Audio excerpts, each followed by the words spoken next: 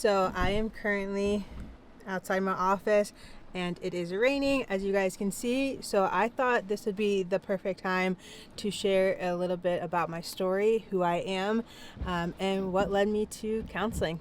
So let's dive in.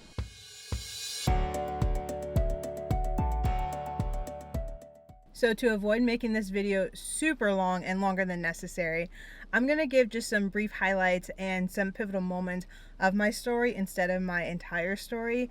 I think sharing my entire story would take up a lot of time. So I'm going to share with you what I think are some big pivotal moments and impactful moments of my story. So I will start with where I was born. So I was born actually in Razgrad, Bulgaria, which is a third world country over in Europe. And long story short, from what I know, and all I know is that my birth mom was super young, my birth father was super young, they just didn't know what to do. So once my birth mom had me, she actually put me in an orphanage, and for the next 3.5, almost 4 years, I was raised in an orphanage over there. Thankfully though, about 3.5 years old, which back then was actually too old to adopt, which is just mind-boggling to me. So I know from the very beginning of my life that I meant to do something with it, because I was literally rescued from a place of despair. And so I came over to America when I was 3.5 years old, and I was raised in Pennsylvania. I'm the oldest of 6 kids, which for me, that didn't always go so well. I didn't love being the oldest of so many kids, and I had a really hard time. Middle school is probably when everything seemed to kind of hit the wall, and I noticed the heaviness of my emotions and feelings, but I didn't have the ability or tools to necessarily communicate them in a healthy way. My car just turned on. It's a hybrid, so it goes in and out.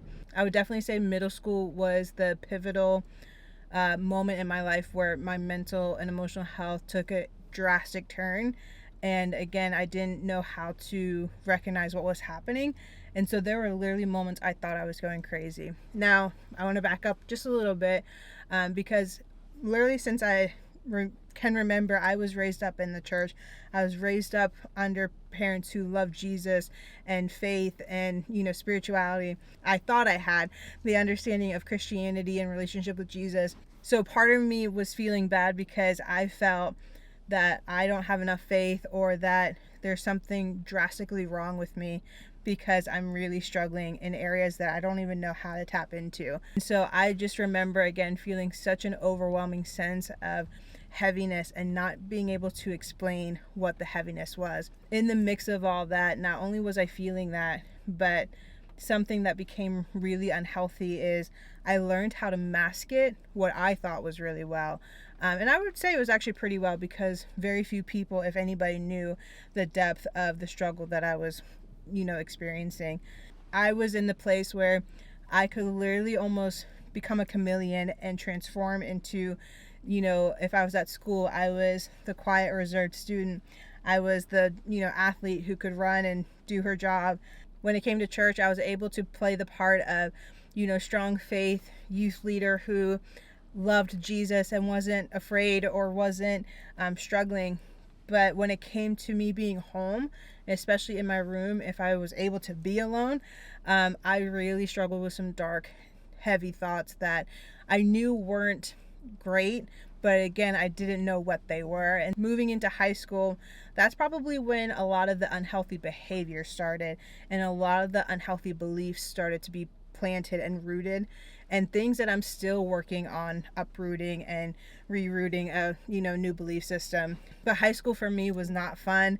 I did not enjoy it. I didn't know how to make friends. I didn't know how to connect. I didn't know any of that because I didn't know what was going on within me. And the behaviors that started were, self-harm behaviors and just not taking care of my body in the way that I now know is a healthy way to take care of your body, or just not even taking care of my mind and my heart in the way I know it's now healthy to take care of it.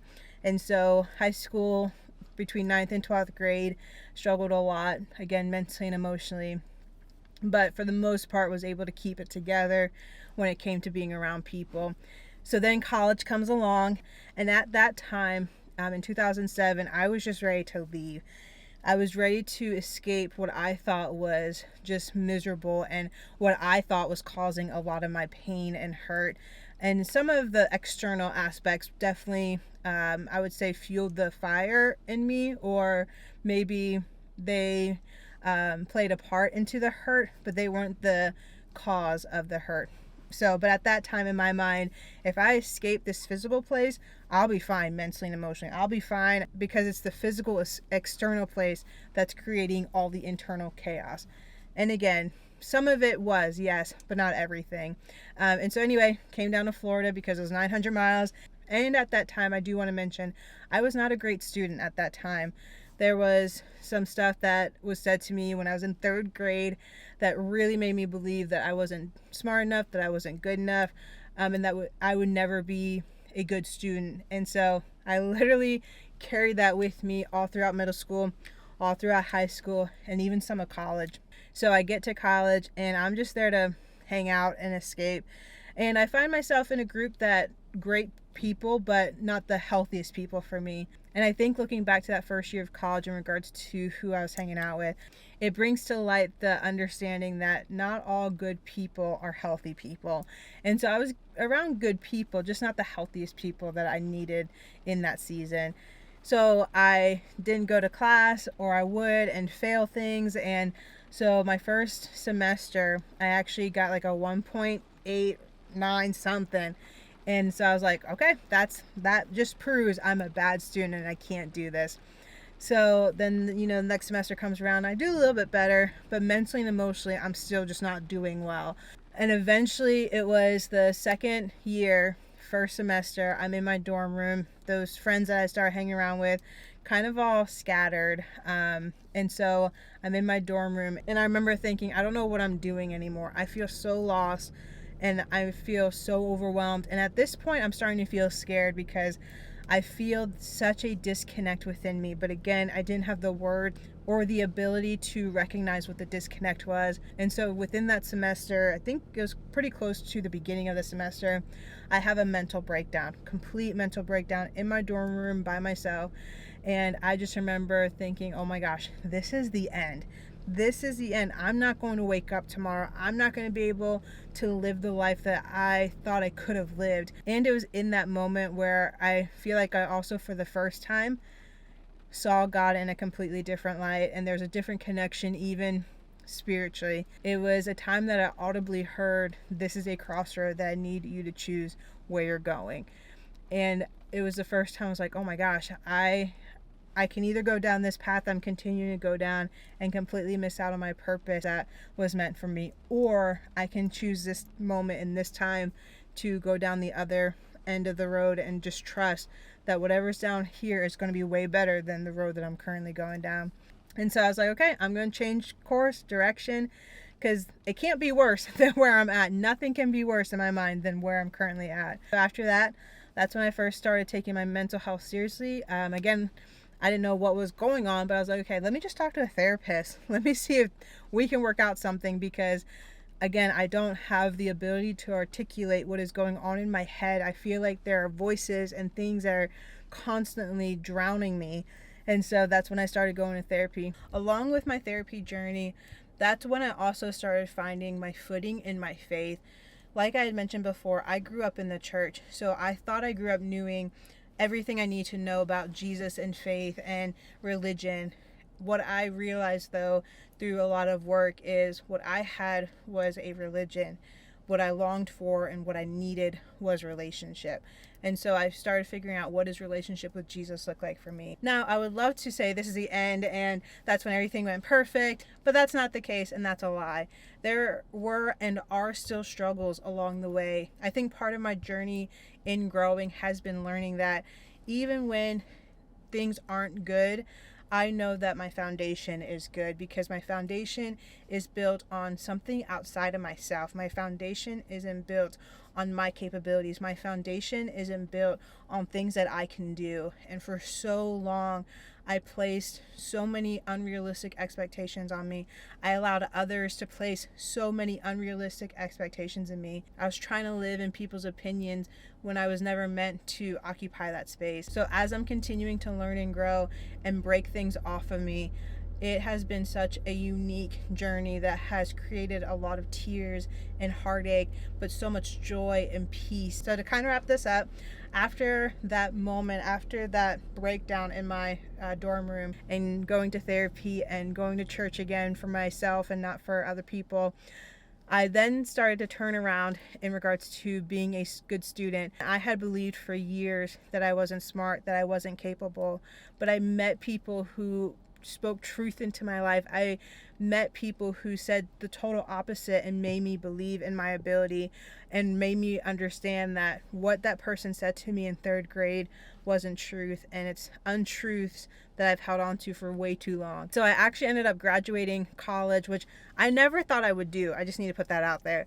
I graduated college at the top of my class and with like honors, which is just astounding to me. And I graduated as most outstanding in my major. Like, what? On top of that, went into my master's program and I got a 3.98. And I don't say those things to brag, but I say it to hopefully encourage anybody out there who may be in a situation or a place where they've been told something that has impacted how they respond or impacted how they proceed or behave or believe. And what somebody had told me so long ago, you're not a good student and you're going to be a failure in third grade, that had marked me so much that I acted that out. It's something that became a belief and a behavior. But again, once my foundation was reset on truth, once I had healthy community and healthy people surrounding me and encouraging me, then I started to behave and to believe differently. And I started recognizing, wait, I am smart. Wait, I am capable. Wait, I am able to do this. And so that is my encouragement. That's the reason I share that, is I want people to know that some of us have been holding on to things that people have placed on us that were never meant to be placed on us, or that we were never meant to receive and to hold. So I graduated with my master's in 2017. In the midst of all that, I got married and still have the same community of friends, plus adding on to more, which again, in high school, I really struggled with creating friends and connection. But once I started to figure out who I was then able to present that self to people and allow them to receive me as who I was, and not portray or not put on for them to accept me for what they think I was or who they thought I was. My husband and I, we just celebrated 10 years.